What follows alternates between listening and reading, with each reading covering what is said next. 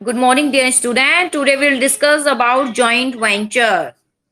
इससे पहले बेटा एमएनसी डिस्कस कर चुके हैं कि एमएनसी क्या है और इसका होना भी बहुत जरूरी है, क्योंकि जो अंडर डेवलप कंट्री होती है वहां बेरोजगारी कहीं ना कहीं ज्यादा चलती रहती है। जैसे हमारा देश है, यहाँ बेरोजगारी ज्यादा है क्योंकि लोगों की संख्या बहुत ज्यादा है। पॉपुलेशन बहुत ज्यादा होने के कारण अब सारी पॉपुलेशन को कहां से, ये जो लिमिटेड रिसोर्सेज है हमारे पास, कैसे इसके द्वारा लोगों को रोजगार प्रदान किया जाए, काफी डिफिकल्ट हो जाता है। इसलिए प्राइवेटाइजेशन को बढ़ावा दिया जाता है, एमएनसी को यानी बढ़ावा दिया जाता है कि एफडीआई की जाए। एफडीआई यानी फॉरेन डायरेक्ट इन्वेस्टमेंट, यहाँ आए, इन्वेस्टमेंट करे, व्यवसाय करे, लोगों को क्या दे, रोजगार के साधन उत्पन्न करे। इससे क्या होती है, क्वालिटी ऑफ लाइफ भी इंक्रीज होती है हमारी और लोगों को आराम से रोजगार भी मिल पाता है। दोनों को ही प्रॉफिट होता है, होम कंट्री को भी प्रॉफिट होता है और होस्ट कंट्री को भी। होम कंट्री जहां की एमएनसी अब हमारे देश में मान लीजिए आ रही है, होस्ट कंट्री जो स्वागत कर रही है, जी आइए, दूसरे देश की कंपनी है वो आइए जी, व्यवसाय कीजिए। तो अब हम पढ़ते हैं जी जॉइंट वेंचर्स क्या है। देखिए जैसे नेम है जॉइंट वेंचर, तो कुछ तो ज्वाइन कर रहे होंगे इसमें कोई, उसे बोलेंगे जॉइंट वेंचर। मतलब उद्योग होता है यानी कोई व्यवसाय करना प्रॉफिट के उद्देश्य से, उसे बोलेंगे वेंचर। ठीक है, तो देखिए जॉइंट वेंचर फिर मीनिंग क्या हो सकता है। टूल किट पढ़ते हैं आज सबसे पहले। It refer to that partnership, ये एक पार्टनरशिप का पार्ट है, in which company share investment, जिसमें कंपनी क्या करती है, शेयर करती है इन्वेस्टमेंट, यानी इन्वेस्टमेंट करती है। ठीक है, रिस्क भी शेयर करती है कि रिस्क भी एक साथ उठाएंगे, मैनेजमेंट भी एक साथ संभालेंगे जी, प्रॉफिट में भी इन दी डेवलपमेंट करने पर जो प्रॉफिट होगा उसको भी साथ साथ हम डिस्ट्रीब्यूशन करेंगे, production and selling of product, ये सब कार्य एक साथ मिलकर एज अ पार्टनर के रूप में करेंगे। पार्टनरशिप नहीं है ये, है ये जॉइंट वेंचर। ठीक है, क्योंकि स्पेशल एक्ट के अकॉर्डिंग नहीं है ये। ठीक है, इसे क्या कहेंगे, जॉइंट वेंचर। जॉइंट इसलिए बोल रहे हैं क्योंकि हाँ दो बिजनेस आपस में मिल गए हैं, दो बिजनेस आपस में मिल गए हैं, दो व्यक्ति नहीं, व्यक्तियों की बात नहीं कर रही मैं, दो व्यक्ति मिल गए तो वो तो पार्टनरशिप हो गई। यहां हम वर्ड यूज करेंगे जो जी बिजनेस ऑटोमेटिक जो चल रहा था कोई दो, वो दो बिजनेस आपस में मिल गया। ठीक है, क्या मिल गए हैं, दो बिजनेस आपस में मिल गए। मान लीजिए एक कंपनी है, बी है, अपने अपने इनका लीगल, ठीक है, इनकी अपनी सेपरेट एंटिटी भी है। मान लीजिए कोई दो बिजनेस है, इनका अपना एक नेम है, अपने नेम से व्यवसाय कर रहे हैं, तो ये दो नेम एक हो गए हैं, ये दो नेम क्या हो गए हैं, एक हो गए, एक साथ अब कार्य कर रहे हैं, इसे बोलेंगे ज्वाइंट वेंचर। दो व्यक्ति आपको यहां नहीं लिखना, दो बिजनेस वर्ड यूज करना है, तब हम कहेंगे दो क्या है ये, ज्वाइंट वेंचर। तो ज्वाइंट वेंचर देखिए अब एक्चुअली मीनिंग, तो यहां पर देखिए बेटा ये रहा कि चलाने वाले तो व्यक्ति हैं, ह्यूमन बींग ही चलाते हैं, ये दोनों यानी व्यवसाय है और आपस में क्या हो गए हैं, मर्ज हो गए हैं, यानी एक साथ मिलकर क्या कर रहे हैं, कार्य कर रहे हैं। When two business enterprise agree to join together, जब दो बिजनेस एंटरप्राइज तो समझते हो ना उद्योग, एग्री हो जाते हैं ज्वाइन करने के लिए एक साथ, क्या ज्वाइन करने के लिए एक साथ, व्यवसाय को, फॉर अ कॉमन ऑब्जेक्टिव। बेटा कॉमन ऑब्जेक्टिव दोनों का एक ही उद्देश्य है, क्योंकि दो बिजनेस अब सिर्फ एक ही हो चुका है, दो बिजनेस एक बन चुके हैं और उनका उद्देश्य कॉमन ही है जी, प्रॉफिट कमाना है, शेयरिंग करना है, ठीक है, मैनेजमेंट संभालना है, कॉमन ऑब्जेक्टिव के लिए आए हैं, म्यूचुअल गेन, आपस में मिलजुल कर गेन प्राप्त करेंगे। It give rise to a joint venture, तो यहाँ क्या उत्पन्न हो जाता है, joint venture. This two business enterprise में भी, यहाँ दो प्रकार के बिजनेस कोई भी हो सकते हैं, कोई भी दो बिजनेस, चाहे वो प्राइवेट है, गवर्नमेंट ऑन, ठीक, गवर्नमेंट है वो मिल गई, या फॉरेन कंपनी है कोई भी मिल गई, कोई भी दो जो है मिल सकते हैं और आपस में व्यवसाय को कर सकते हैं। इन इंटरनेशनल बिजनेस में अगर हम देखें, यानी जो दूसरा देश शामिल हो गया, joint venture means, international business के उसमें देखें, जॉइंट वेंचर मींस स्टैब्लिश करना those type of enterprise in which both, जिसमें domestic entrepreneur and the foreign entrepreneur are partner. Entrepreneur यानी जो निवेश करने वाला है, ठीक है, तो इसमें डोमेस्टिक भी व्यवसायी और फॉरेनर व्यवसायी भी क्या बन जाते हैं, आपस में एक पार्टनर बन जाते हैं, यानी इन दोनों का व्यवसाय मिल गया, दोनों आपस में पार्टनर बन जाते हैं। किसमें? ओनरशिप, ओनरशिप तो मिलेगी, दोनों ही ओनर है, और मैनेजमेंट भी आपस में एक साथ संभालते हैं। In this the business is done in collaboration, इसे कहेंगे हम जी कोलैबोरेशन कर रहे हैं। कोलैबोरेशन मतलब मिलजुल कर काम करना, कि दो संस्था है आपस में क्या हो गई है, वो मिल गई है और मिलकर कार्य को कर रही है, उसे कहेंगे collaboration. With the company of importing nation, ठीक है, इंपोर्टिंग नेशन मतलब जिससे हम आयात कर रहे हैं, हमारे लिए ये फॉरेन कंट्री हो गई जिससे हम ले रहे हैं वस्तु, ठीक है, हमारी इंडिया है, मान लीजिए दूसरे कंट्री है, यूएसए है से है, मान लीजिए वहां से इंपोर्ट कर रही है, तो वो कौन सी कंट्री हो गई? इंपोर्टिंग कंट्री, और फॉरेन कंट्री हो गई ना, यानी फॉरेन बिजनेस हो गया उसका। तो ये दो बिजनेस आपस में मिल जाना क्या कहलाया जाता है? जॉइंट वेंचर कहलाया जाता है।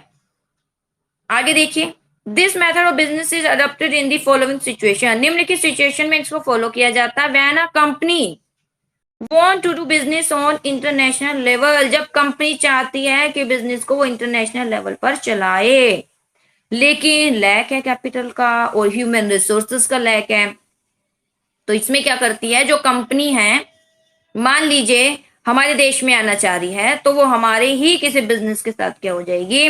मिल जाएगी, ठीक है, और हमारे ही किसी बिजनेस के साथ मिल जाएगी, जिससे एक तो कैपिटल दोनों मिलकर अरेंज करेंगे, दूसरा रिसोर्सेज, ह्यूमन रिसोर्सेज तो आराम से अरेंज करा लेगा जो देश का व्यवसायी है, जो हमारे देश का डोमेस्टिक एंटरप्रेन्योर है, डोमेस्टिक जो व्यक्ति है, आराम से ह्यूमन रिसोर्सेज अवेलेबल कराए, क्योंकि वो तो हमारे ही देश का व्यक्ति है। इस प्रकार जब कंपनी चाहती है व्यवसाय को इंटरनेशनल लेवल पर चलाना, अगर लैक है कैपिटल का, अभाव है ह्यूमन रिसोर्सेज का, तो वो जॉइंट वेंचर का सहारा ले सकती है। आगे, when a company anticipate that doing business with a local partner will prove profitable, कब जॉइंट वेंचर अस्तित्व में आता है? जब कंपनी अनुमान लगाती है कि that doing business with a local partner will prove profitable, जब कंपनी खुद ही क्या चाहती है कि लोकल पार्टनर, लोकल यानी हमारे ही देश का पार्टनर के साथ मिल जाए, क्योंकि ऐसा मिलना उसके लिए कहीं ना कहीं क्या साबित होगा? प्रॉफिटेबल। क्या साबित होगा? प्रॉफिटेबल साबित होगा, क्योंकि ओनरशिप तो चलिए दोनों की होगी, मैनेजमेंट में वो बहुत ज्यादा क्या करेगा? हेल्प करेगा, क्योंकि बहुत से बेटा लीगल भी फॉर्मेलिटी, लीगल रूल्स होते हैं, तो इससे रिलेटेड जो भी मैनेजमेंट संभालना है तो हमारे देश का व्यक्ति आराम से संभाल पाएगा, हमारे देश का बिजनेसमैन आराम से संभाल पाएगा, तो वहां उन्हें डिफिकल्टी कम होगी। When a company is willing to avail, अब जैसे मान लीजिए आप है किसी दूसरे देश में चले गए, मान लीजिए अमेरिका में चले गए, वहां आपको बिल्कुल वो अलग देश नजर आएगा, लेकिन अगर वहां का कोई भी व्यक्ति आपकी हेल्प के लिए आ जाएगा ना, कि कोई भी हेल्प भी, हाँ जी हाँ क्या रूल है, तो आपको हर तरीके की नॉलेज दे देगा अपने देश के बारे में, जी हाँ ये रूल है, आपको ये फॉलो करना है, लोगों का रहन सहन का तरीका ये है, स्टैंडर्ड लिविंग ये है, आपको इस तरीके से फॉलो करना है, तो बहुत सी जानकारी उनकी हेल्प कर देगा। वो हेल्प कहीं ना कहीं एक कॉन्फिडेंस भी लेकर आएगी, और जो मीन्स मेन जो आपका पर्पस है वो भी कहीं ना कहीं क्या होने लगेगा? पूरा होने लगेगा, डिफिकल्टी फील नहीं होगी, क्योंकि आपके लिए एक हेल्पफुल पर्सन आपके सामने जो उसी देश का वासी है, जो उसको बहुत ज्यादा नॉलेज है देन आपसे। तो इसलिए कंपनी, क्योंकि बेटा अपने ही एरिया में तो सारे ही क्या होते हैं? शेर, तो वही बात हो गई, उसे शेर है, जंगल का राजा है जी, और उसे पूरे ही जंगल के बारे में पता है, कोई बाहर का व्यक्ति आया है तो पूरी जंगल की यात्रा करा देगा, वो सब बता देगा, उसके रूल रेगुलेशन। तो यही फॉलो ये करते हैं कि जब कंपनी देखती है कि भाई इंटरनेशनल लेवल पर उसको चलाना है अपना व्यवसाय, लेकिन कैपिटल का अभाव है, ह्यूमन रिसोर्सेज का, तो वो मिल जाती है। दूसरा, लोकल पार्टनर से इसलिए भी मिल जाती है क्योंकि उससे मिलना कहीं ना कहीं प्रॉफिटेबल साबित होता है। जब कंपनी विलिंग होती है avail the benefit of existing distribution system, distribution system तो आपको पता है, ठीक है, डिस्ट्रीब्यूशन कैसे, जैसे बेटा किस तरीके से डिस्ट्रीब्यूशन करना है, ट्रांसपोर्टेशन की फैसिलिटी है, बैंकिंग है, वस्तु को प्रोडक्शन के प्लेस से कंजप्शन के प्लेस तक पहुंचाना, ये सब डिस्ट्रीब्यूशन सिस्टम में आ जाता है। किस तरीके से डिवाइड करनी है, ठीक है, डिवाइड मतलब प्रॉफिट को डिवाइड करना है, मींस एज अ रेंट के रूप में, सैलरीज के रूप में, ये सब डिस्ट्रीब्यूशन कहलाया जाता है।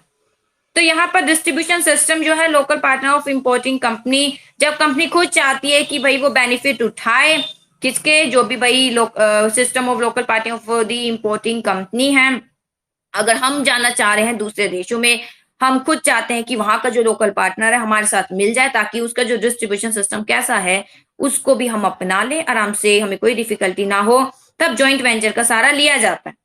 अब आता है बेनिफिट क्या है जॉइंट वेंचर। तो सिंपल अगर हम देखें जॉइंट वेंचर क्या है, जिसमें दो व्यवसाय, टू बिजनेस वर्ड यूज करना है, दो व्यवसाय आपस में मिल जाते हैं कॉमन ऑब्जेक्टिव के लिए, म्यूचुअल गेन के लिए, और क्या करने के लिए, प्रॉफिट के लिए, व्यवसाय को आगे बढ़ाने के लिए।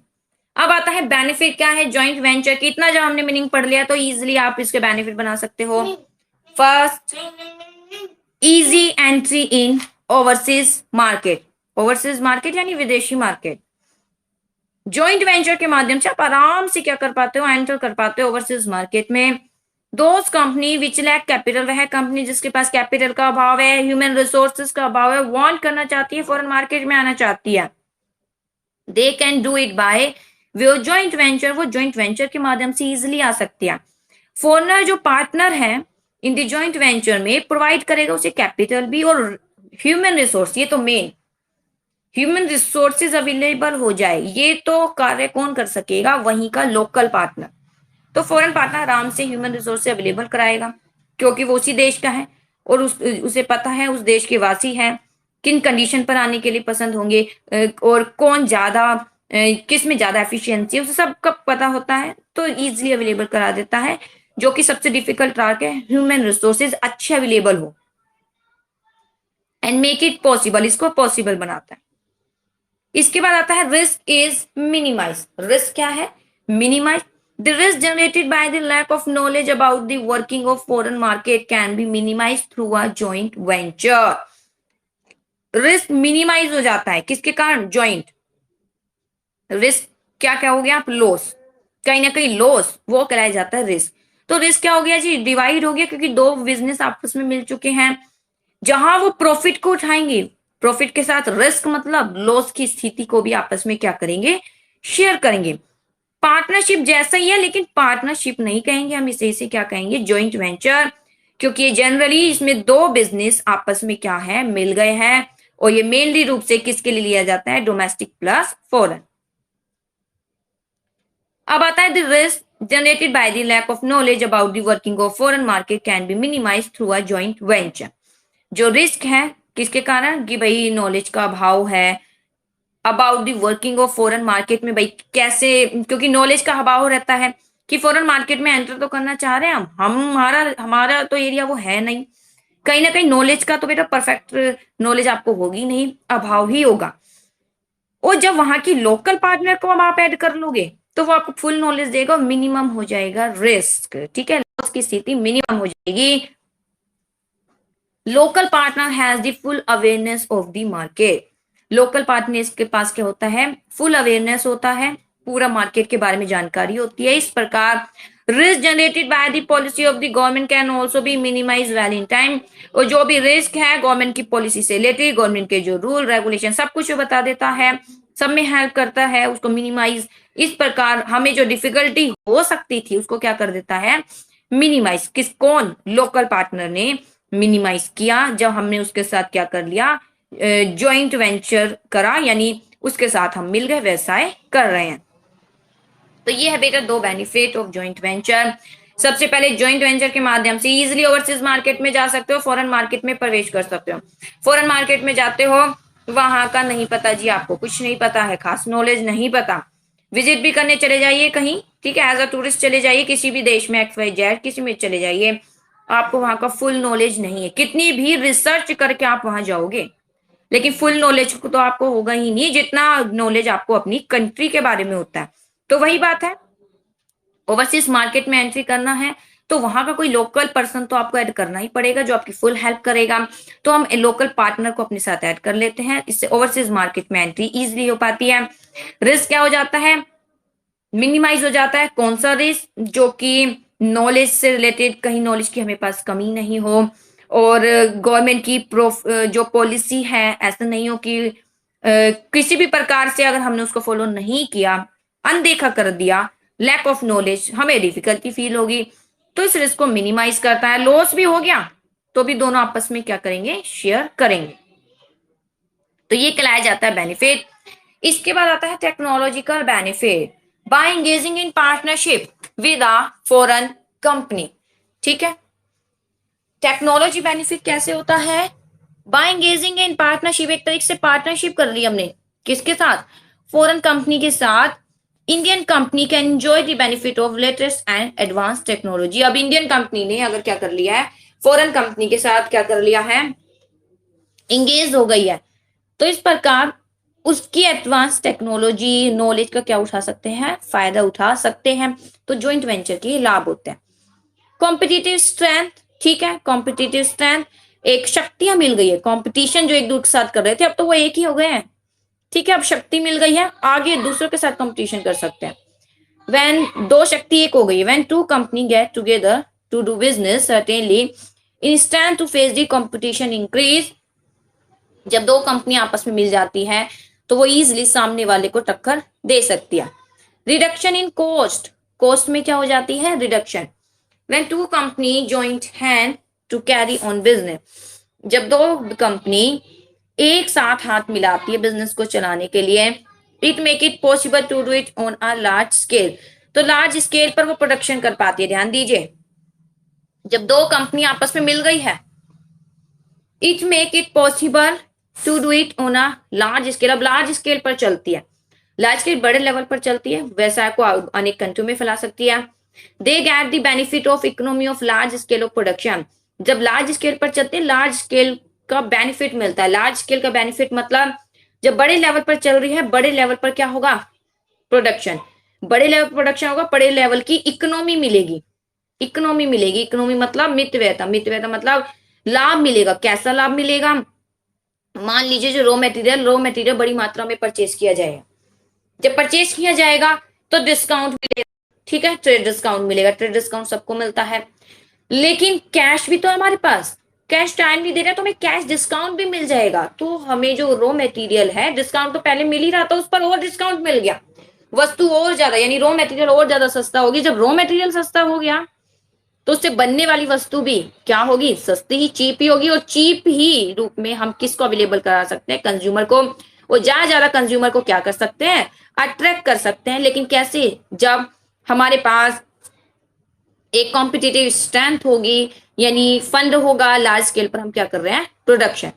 तो देखिए इकोनॉमी मिलेगी लार्ज स्केल की, as a result cost of production क्या हो जाएगा, लेस। तो मैंने बोला कॉस्ट ऑफ प्रोडक्शन क्या हो गई, लेस हो गई, क्योंकि हर स्टार्टिंग से ही जैसे हमें ट्रेड डिस्काउंट मिल गया, कैश डिस्काउंट मिल गया, अब रॉ मटेरियल इतना चीप हो गया कि अब चीप होने के कारण बना भी चीप, क्योंकि ज्यादा खर्चा नहीं आया, वस्तु को हम दे भी सकते हैं चीप, तो कॉस्ट ऑफ प्रोडक्शन हो जाएगी लेस।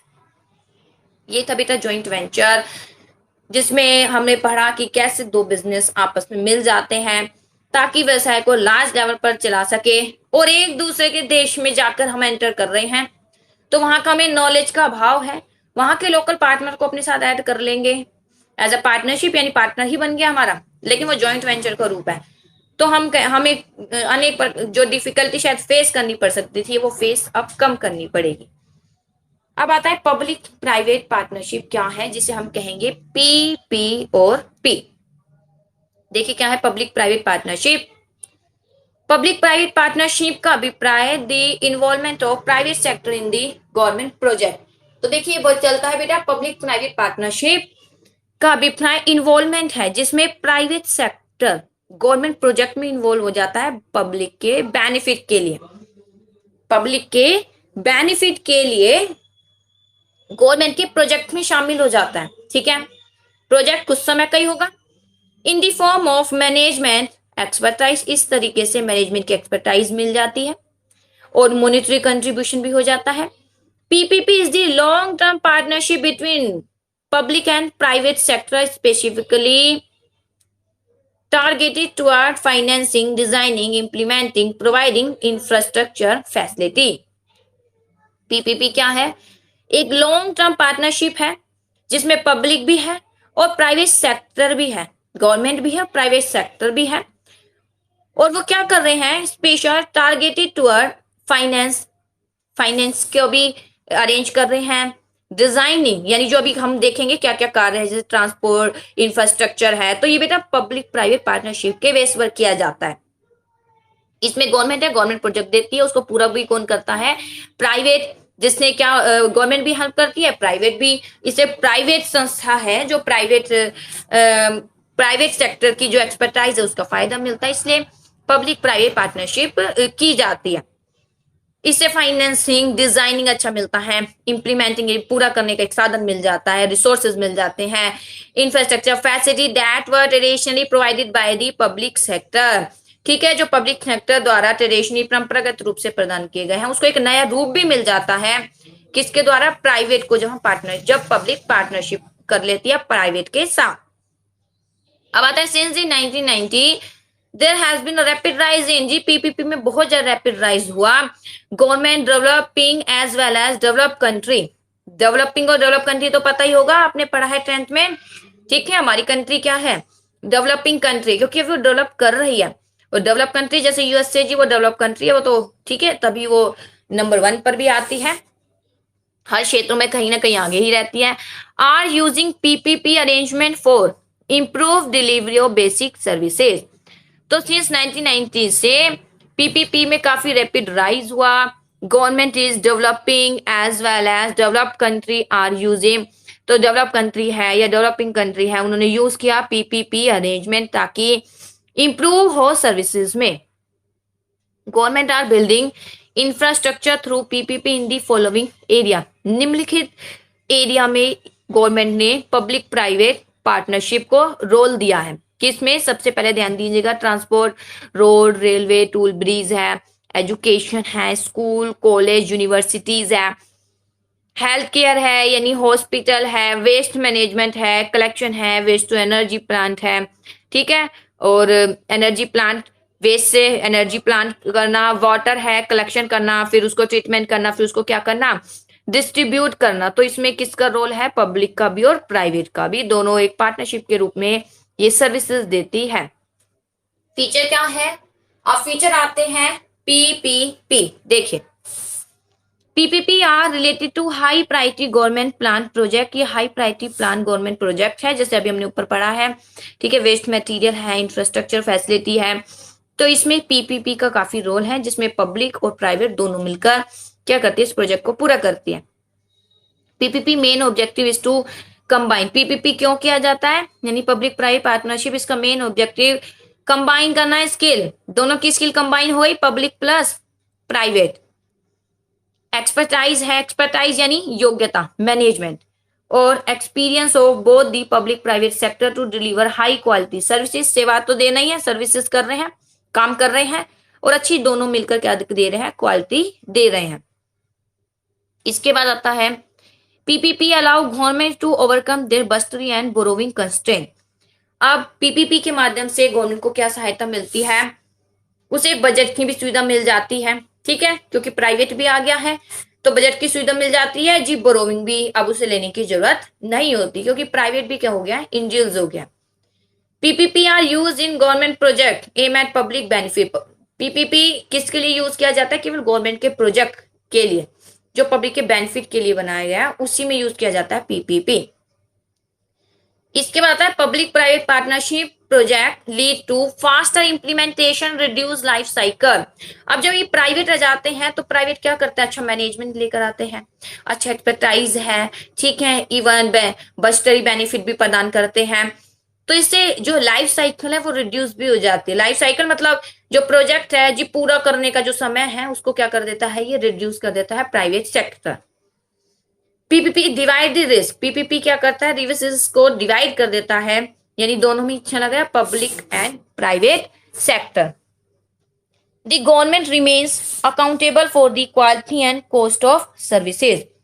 गवर्नमेंट हमेशा अकाउंटेबल होती है किसके लिए? For quality and cost of services. Government जो है अकाउंटेबल यानी जवाब देती है, जी हाँ जी ये क्वालिटी या क्या कॉस्ट है, क्या कॉस्ट आई, इसके लिए गवर्नमेंट हमेशा जवाब देती है, सहायता पूरी करती है। Government remain actively involve through the life of the project.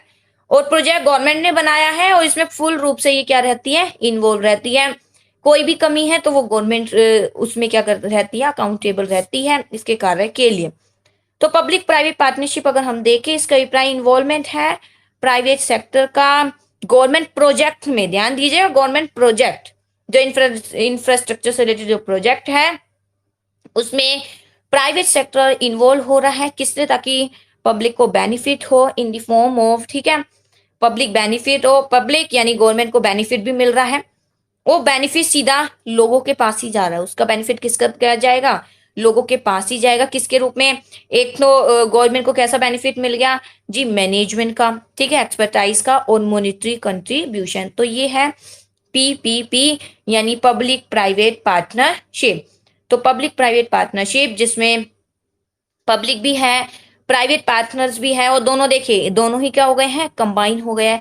किस लिए, कि गवर्नमेंट जो यानी पब्लिक सेक्टर है उसमें गवर्नमेंट का कोई क्या है, प्रोजेक्ट है, प्रोजेक्ट को पूरा करने के लिए प्राइवेट सेक्टर भी उसमें क्या हो जाता है, इन्वॉल्व। प्रोजेक्ट किससे रिलेटेड हो सकता है, ये ध्यान दीजिएगा, ट्रांसपोर्ट, एजुकेशन है, हेल्थ केयर है, ठीक है, और वेस्ट है यानी वाटर है, वाटर का कलेक्शन, ट्रीटमेंट, फिर उसको बांटना, ठीक है, यानी डिस्ट्रीब्यूट करना, घर घर तक पहुंचाना। और फीचर इसके जी, इसमें गवर्नमेंट के जो प्लान प्रोजेक्ट है उसको हाई प्रायोरिटी दी जाती है, पब्लिक इसमें इन्वॉल्व हो जाता, प्राइवेट इसमें इन्वॉल्व हो जाता है, स्किल एक्सपर्टाइज का लाभ मिलता है, गवर्नमेंट को बस्तरी सुविधा भी मिलती है और बेनिफिट भी मिलता है, और रिड्यूस हो जाती है लाइफ साइकिल, यानी मान लीजिए लंबे समय के लिए किया गया प्रोजेक्ट जल्दी पूरा हो पाता है। और इसके अलावा प्राइवेट सेक्टर को भी जो रिस्क है दोनों में डिवाइड हो जाता है, और गवर्नमेंट हमेशा जुड़ी ही रहती है जब तक ये प्रोजेक्ट पूरा नहीं हो जाता। तो इसे बोलते हैं पब्लिक प्राइवेट पार्टनरशिप। तो बेटा इसी के साथ लेसन कंप्लीट हो चुका है। आज दो टॉपिक हमने डिस्कस किए हैं, पब्लिक प्राइवेट पार्टनरशिप जिसमें पब्लिक है, प्राइवेट है, और दोनों आपस में क्या कर रहे हैं, मिल रहे हैं। इसके बाद आता है जॉइंट वेंचर, क्या है, जो मैंने अभी डिस्कस किया था। जॉइंट वेंचर इसमें क्या था बेटा, दो कंपनियां आपस में यानी दो व्यवसाय आपस में क्या कर रहे हैं, मिल रहे हैं, एक और एक दो हो गए हैं, यानी दो से मान लीजिए एक और एक दो थे, दो से वापिस ही क्या हो गए हैं, ये एक हो गए हैं, ठीक है। अब अलग अलग ना होके एक रूप में क्या कर रहे हैं, कार्य कर रहे हैं, यानी दो बिजनेस आपस में मिल जाते हैं। जनरली ऐसा क्यों किया जाता है, ऐसे इसलिए किया जाता है जब मान लीजिए हमारी कोई डोमेस्टिक एंटरप्रेन्योर है, डोमेस्टिक कंपनी अगर चाहती है दूसरे व्यवसाय में जाए तो वहां पर जाने के लिए थोड़ी सी डिफिकल्टी तो उसे फील करनी पड़ेगी, क्योंकि वहां के एरिया का अभाव होता है, नॉलेज का अभाव होता है।